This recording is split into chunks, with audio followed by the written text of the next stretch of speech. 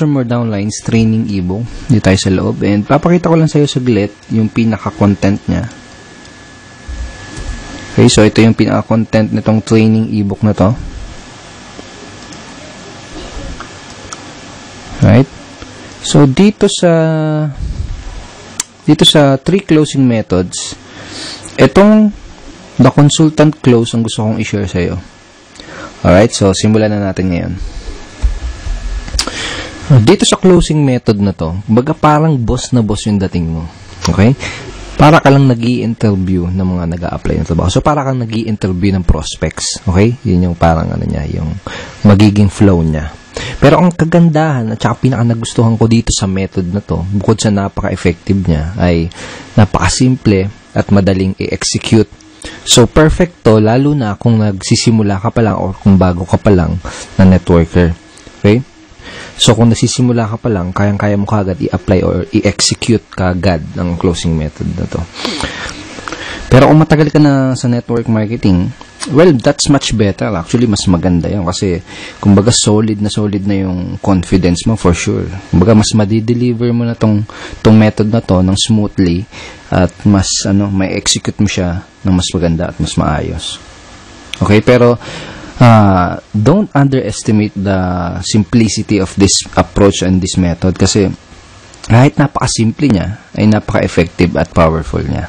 Okay? So for example, napanood na ng prospect mo or nakita na ng prospect mo yung business opportunity presentation ng company niyo. For example, tapos na siyang umattend ng seminar or tapos niya nang makita yung video presentation niyo. Parang ganito yung magiging flow ng pag-i-interview mo dun sa prospect mo. Okay, so ito yung sasabihin mo sa kanya. Base dito sa mga nakita mo, tingin mo ba or naniniwala ka ba? Ganon. Base dito sa nakita mo, naniniwala ka ba na makakatulong itong business or opportunity na to sa'yo para yung reason why nila? Okay? So make sure na bago ka mag-close is alam mo yung reason why ng prospect mo. Napaka-importante. I cannot tell you how important na malaman mo yung reason why ng prospect mo.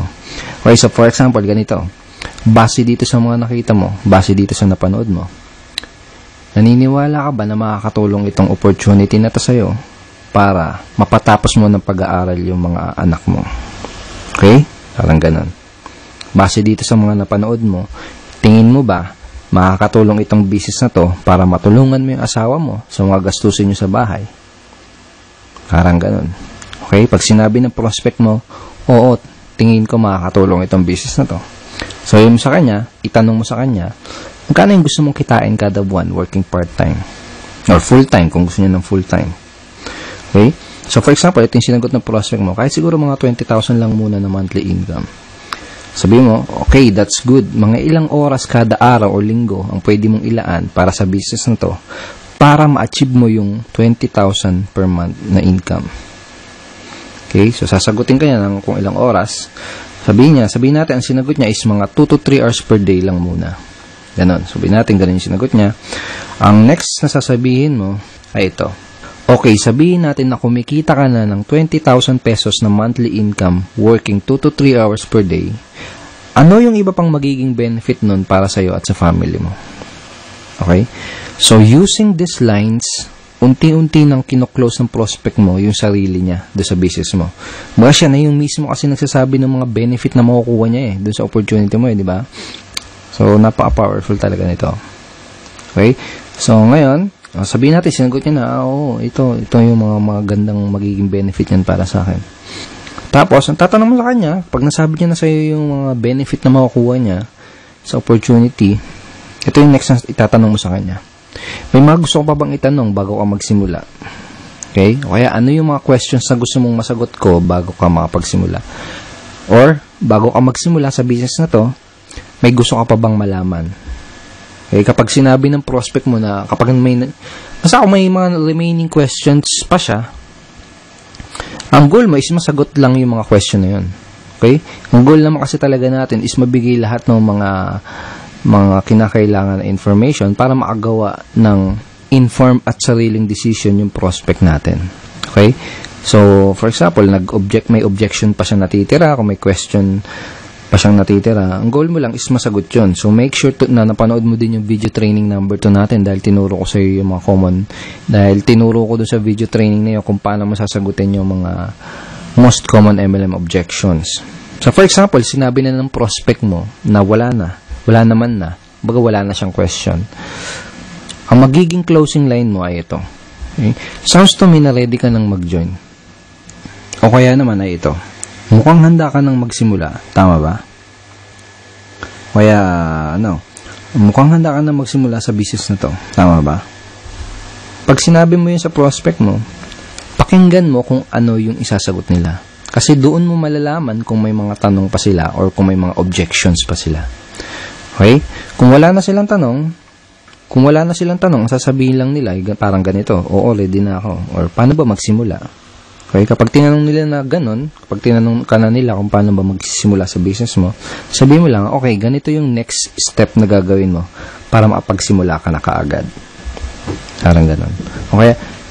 Okay, let me show you yung mga next steps na gagawin mo para makapagsimula ka na kaagad. Okay? So, ganun, i-guide mo na siya sa pag-sign up do sa business opportunity nyo. Kung paano ba yung sign up process nyo. Ituro mo na sa kanya yung step by step na gagawin niya para makasali as soon as possible. So, ganun lang siya kasimple. Di ba sabi ko kanina na very simple lang siya pero very effective. Pero ang kagandahan, pwede mo agad siyang i-apply at magamit sa business na ginagawa mo ngayon. And, may mga ibang nagtatanong, natanong nila sa akin, paano kung iba yung isagot nila doon sa itatanong ko? Okay, for example, tinanong ko to, tapos iba yun naman yung sinagot nila, hindi kagaya ng mga example na binigay ko. Well, to tell you honestly, hindi naman kasi importante yung mga script eh. Kaya ang importante is yung psychology sa likod ng kung ano yung reason kung bakit mo tinatanong yung mga questions. Anong reason kung bakit mo sinasabi yung mga example scripts na to. For example, ganito yung next step na gagawin mo para makapagsimula ka na kagad. Basically, kapag sinabi mo yung ganito sa prospect mo, you are showing leadership. Kumbaga, tinuturuan mo siya, ginaguide mo siya. You're showing that you are a true leader. Napakita mo sa kanya na isa kang leader na kaya siyang i-guide sa proseso or do sa business. Parang ganon. Okay? Mas importante yung yung maintindihan mo o ma-internalize mo kung bakit mo sinasabi yung itong mga scripts na to. Okay? Kasi kapag naintindihan mo na ng maigi kung ano yung reason kung bakit mo sinasabi yung mga lines or script na yan, doon darating yung point na makakapag-improvise ka na ng mga sasabihin mo doon sa prospect na kinakausap mo. Okay, so ito yung consultant close method. Ito yung isa sa mga closing method na ginagamit ko para makapag-sponsor ng madaming downline sa aking business. Okay? Ito yung isa sa mga closing method na tinuro ko dito sa loob ng Sponsor More Downlines training ebook. So, make sure na i-apply mo kaagad itong method na to sa business mo. Kung may kakausapin ka mamayang prospect, kung may kakausapin bukas, sa isang araw, make sure na gamitin mo kaagad itong mga lines na to para ma-practice mo kaagad, para masanay ka kaagad, para ma-internalize mo kaagad yung method, at para ikaw mismo makita mo din yung response at yung magiging resulta kapag ginamit mo tong closing method na to. So, I hope madami kang natutunan dito sa 3-part video training series natin, and I hope ay nag-enjoy ka sa panonood nitong 3 videos na to dahil ako mismo nag-enjoy ako sa paggawa nitong 3-part video training series na to para sa'yo. At ngayon, ang kailangan mo na lang gawin ay i-apply ang lahat ng mga natutunan mo mula dito sa training series natin. Pero syempre, hindi dito natatapos yung pag-aaral mo. Baga, hindi dito natatapos yung pag-educate mo sa sarili mo. Because network marketing is a continuous learning journey. Sabi nga nila, if you stop learning, you stop earning as well. So, dapat tuloy-tuloy. Dapat tuloy-tuloy yung pag-increase mo ng mga nalalaman mo. Dapat tuloy-tuloy yung pag-increase mo ng knowledge mo. At kapag ginawa mo yun, makakapag-acquire ka ng mga necessary skills. Mga skills na tutulong sa'yo para magka-resulta, para maging successful dyan sa business mo. Okay? So, may gusto kong ikwento sa'yo. Maiksing kwento lang to. And, I'm sure may mapapulot kang magandang aral dito sa kwento na to. Pwede rin na narinig mo na to before, pero ito kwento ko pa din. Tungkol to sa isang lalaki na naglalakad sa kagubatan. So, naglalakad siya sa gubat. And habang naglalakad siya, may nakita siyang isang mangangahoy na nagpuputol ng puno. Nakita niya yung mga ngahoy na yon na pagod at hirap na sa pagputol ng puno. Tagaktak yung pawis at napapamura pa sa hirap yung mga ngahoy habang pinuputol niya yung puno. Ayun, nagtaka yung lalaki na nakakita sa kanya doon sa mga ngahoy. Ginawa niya, tinanong niya yung lalaki. Sabi niya, anong problema, kaibigan? Ang sagot ng mga ngahoy, mapurol kasi tong palakol na ginagamit ko.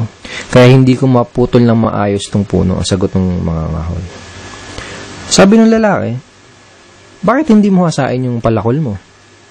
Ang sinagot sa kanya ng mga ngahoy, mahihinto kasi yung pagpuputol ko ng puno kapag ginawa ko yun.